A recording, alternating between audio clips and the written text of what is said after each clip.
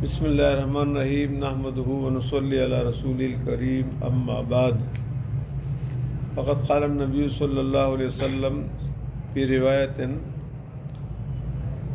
عن ثوبان ان رسول اللہ صلی اللہ علیہ وسلم قال ان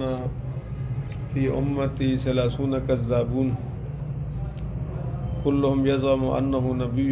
وانا خاتم النبیین لا نبی بعدہ او کما قال صلی اللہ علیہ وسلم۔ درود شریف پڑھیں۔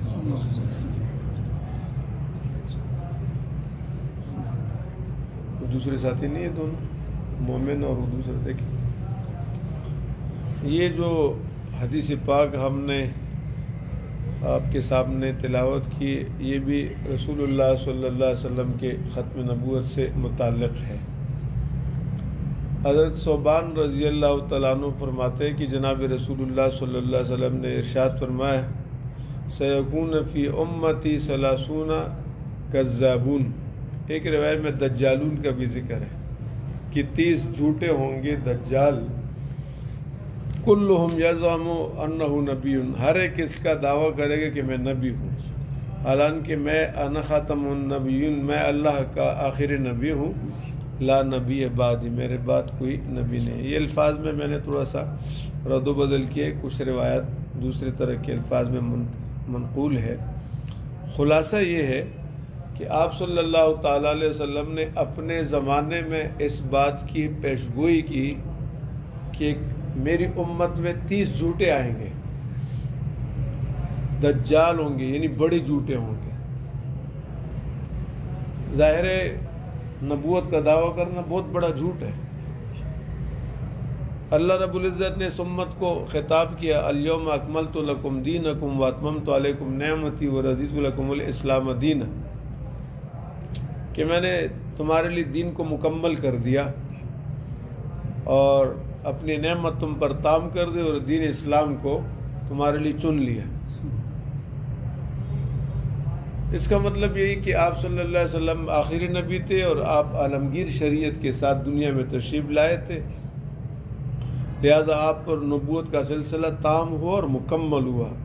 اب دین مکمل ہے قیامت تک کے لیے، لہذا کسی نئی شریعت کی ضرورت نہیں ہے۔ ایک آدمی آ کر جب وہ نبوت کا دعویٰ کرتا ہے تو وہ دوسرے لفظوں میں نعوذ باللہ رسول اللہ کو جھوٹا قرار دے رہے ہیں، نعوذ باللہ قرآن کو جھوٹا قرار دے رہے ہیں۔ قرآن نے کہا ما کان محمد ابا احد من رجالکم ولکن رسول اللہ وخاتم النبیین، کہ وہ تو اللہ کے رسول تھے اور خاتم النبیین تھے، یہ قرآن نے بتایا۔ تو لہذا اس بات کی کوئی گنجائش نہیں۔ یہ زندیق لوگ ہے، مرتد ہے، خارج اسلام، دائر اسلام سے خارج ہے، جو کسی نبی کو حضور کے بعد مانے یا کوئی نبوت کا دعویٰ کرے، اور یہ ہوگا۔ دیکھیں نا، آج ہم رسول اللہ صلی اللہ علیہ وسلم کی نبوت کے تقریباً 1460 سال ہو گئے، 1458-60 سال ہو گئے۔ امت میں آئے جھوٹے یا نہیں آئے؟ جھوٹا دعویٰ کیا نا نبوت کا، آ گئے اور دعویٰ بھی کیا۔ تو میرے نبی نے پہلے سے بتایا، یہ بھی حضور کا معجزہ ہے کیسا ہو۔ اور پھر آپ صلی اللہ تعالیٰ علیہ وسلم کی زندگی کی آخری ایام میں 2 آدمی اس وقت خروج کر گئے، ایک کا نام مسیلمہ کذاب تھا اور دوسرے کا نام جو ہے وہ اسود عنسی تھا۔ حضرت فیروز دیلمی رضی اللہ تعالیٰ عنہ نے اسود عنسی کو قتل کر دیا، اور حضرت بخشی رضی اللہ عنہ جنہوں نے حضرت حمزہ کو شہید کیا تھا رضی اللہ تعالیٰ عنہ کو، تو انہیں اس بات پر بڑی ندامت رہتی تھی کہ میں نے اسلام میں ایک بڑے آدمی کو شہید کر دیا، لہذا وہ کہہ رہا تھا کہ میں چاہتا ہوں کہ اس کی تلافی کروں، کسی بڑے کافر کو قتل کروں۔ چنانچہ وہ مسیلمہ کذاب کے انتظار میں تھا، اور جب جنگ یمامہ ہوئی تو یہ اسی برشے سے جس سے انہوں نے حضرت حمزہ کو شہید کیا تھا، اسی سے مسیلمہ کذاب پر مار دیا اس کو، اور اس سے وہ قتل ہو گیا، مردار ہو گیا۔ تو کہا کہ میں نے تلافی کر لی۔ اور صحابہ کا سب سے پہلے اجماع اسی پر ہے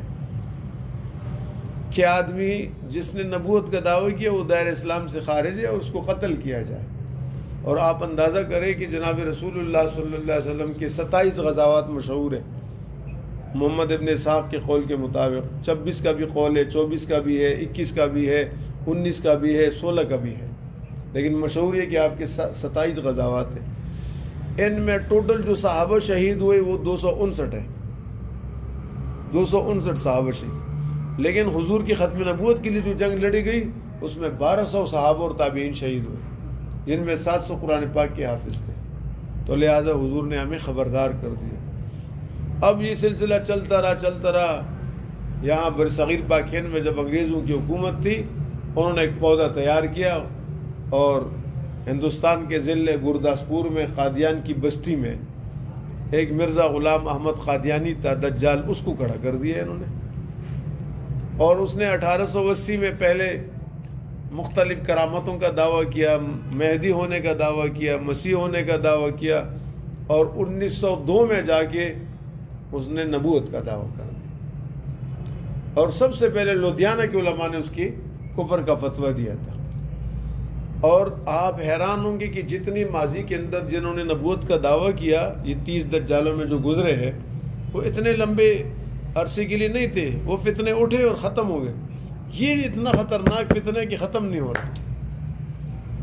یعنی 140 سال سے ہم اس کا مقابلہ کر رہے ہیں،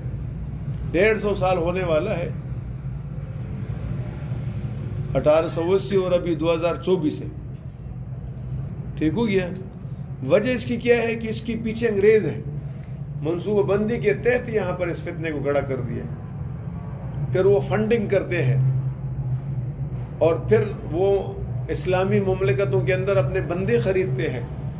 بیوروکریسی کے اندر کلیدی عہدوں پر اپنے لوگوں کو ڈالتے ہیں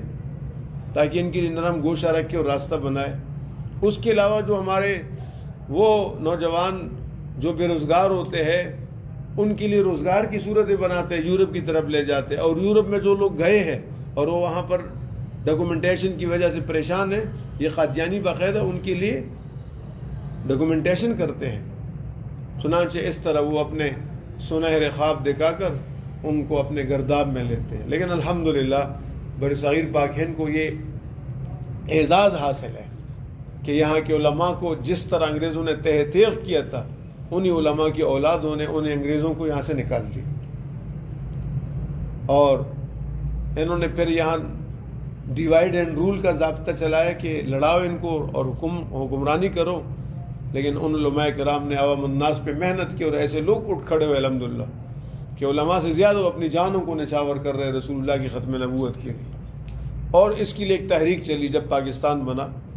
اور اس میں 10,000 بندے شہید ہو گئے، اور پھر 74 میں جا کر ستمبر میں اللہ تعالیٰ نے مدد کی کہ مفتی نہیں ہے اسمبلی میں، دنیا دار لوگ ہیں۔ پاکستان کی پارلیمان نے، دونوں نے، سینٹ نے بھی اور پارلیمنٹ نے متفقہ طور پر قادیانی کو دائرہ اسلام سے خارج قرار دیا۔ تو یہ میرے نبی کی ختم نبوت کا معجزہ ہے۔ الحمدللہ رب العالمین والعاقبۃ للمتقین والصلاۃ والسلام یا حی یا قیوم یا